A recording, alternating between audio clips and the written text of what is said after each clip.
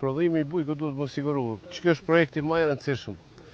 Do fillohet me pilotim në stog e vitin tjetër do të anoncohet si skemë kombëtare e sigurimit bujqësor.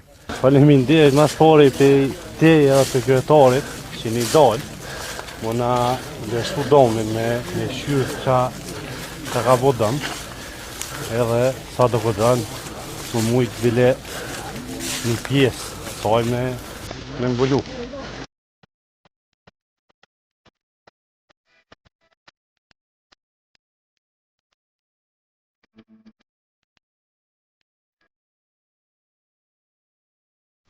Na sot patëm rasime tek lagja Gjocaj në Kovrog. Për merë të nga thonë që është diçka që nuk ka ndodhë që nga vitet e 70-ta, por ajo që fandim një në regjistrat Ministrisë Bujqësisë që ka pas breshtë edhe para nja 3 vjetë dhe ka pas dome, por ajo që farë po mundu me konkludu është për shkak të ndryshimet mëdha klimatike me gjas, si që nga thonë ekspertët. Ka nevoj që për tej të punohet në 2 drejtime. Fillimisht komuna me kuadër të ligjit do inicoj vlerësimin e domeve. Mirë po njëna duhet me mendu edhe për bujqësinë edhe për vitin tjetër, po dhe në afatmesëm.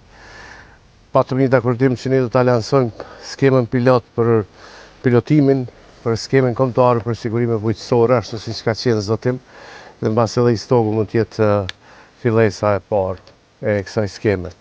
Kjo skemë do pilotohet si vjetë, kurse nga viti tjetër do zgjerohet me shpresë në nivel Kosovës, mënyrë që situata të tilla të mos ta ndodhë. E dyta që është rëndësishme, ne kuptojmë edhe bashkëdijmë dhimbjen për humbjen e gjitha këtyre kulturave edhe punës vyshme që kanë bërë fermerët për 1 vjet, vërtet është e dhimbshme. Por unë u thash edhe fermerëve që neve na duhet me punu edhe me mendu tash me u rikthy. Dhe pas një breshi që patëm që koha është e mirë, dhe unë besoj që edhe i stogu bashkë me ndimin e gjithëve edhe këta fermerë do të rikthehen. Unë i kom mbledhur të gjitha agjensitë e Ministrisë së Bujqësisë, Instituti Bujqësor, Agjencia e Zhvillimit të Bujqësisë, të gjitha departamentet janë këtu bashkë me mua, edhe i kom kërkuar që brenda javës të ma vini një raport me masa se çfarë mënyre mundemi të kalu këtë situatë, por ajo çfarë ne mund të zotohemi është që do të punojmë edhe do të jemi shumë afër fermerëve të vyshëm të i stogë.